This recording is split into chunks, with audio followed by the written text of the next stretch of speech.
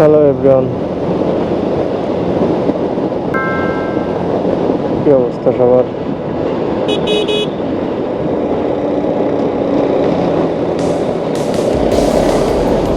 আমি যাচ্ছি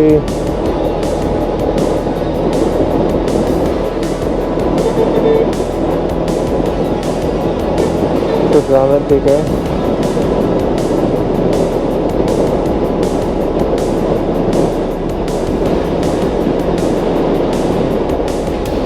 তো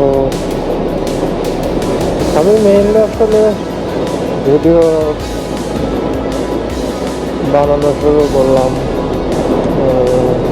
বেশি দিন হয়নি, মাত্র 1 মাসের মতো হবে, হয়তো 1 মাসও হয়নি। শখের বসে আসলে ভিডিওগুলো করা।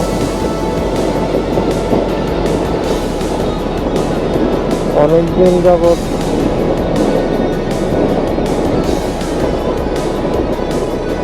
এই মোটো ব্লগিং বা ভিডিও বানানোর ইচ্ছা ছিল, সেখান থেকে আসলে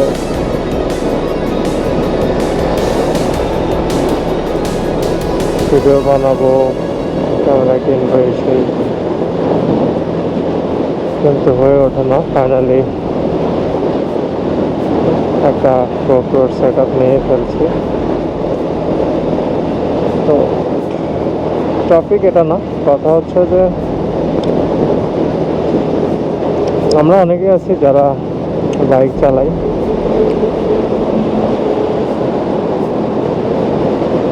দেখা যায় যে অনেক সময় একা একাই বাইক চালাইতে চালাইতে বিরক্ত লাগে, বোর হয়। তখন আসলে দেখলাম যে এরকম একটা ভিডিও সেট আপ যদি থাকে, তাহলে মনে হবে যে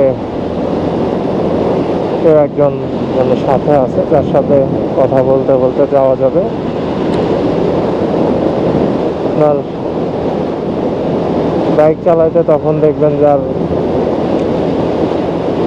মানে একা লাগতেছে না, বিরক্ত লাগতেছে না। ভিডিও বানানো হবে, প্লাস আপনার যে কাজে বের হবেন সেই কাজটার উদ্দেশ্যেও যাওয়া হবে, কাজটা হবে।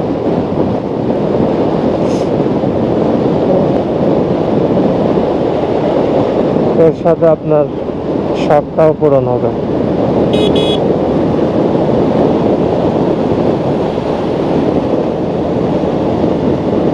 আমি এই রাস্তার প্রশংসা যতবার ভিডিও বানাই ততবারই করতে মন চাই, কেন জানি।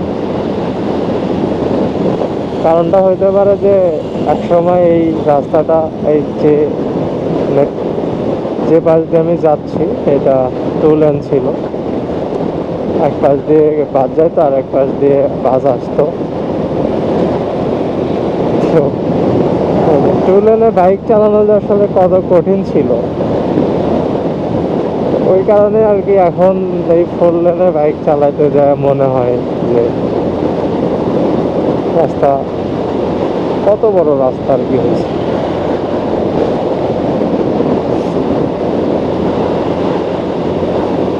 এইভাবেই দেশ আগায় যাক, উন্নত হোক,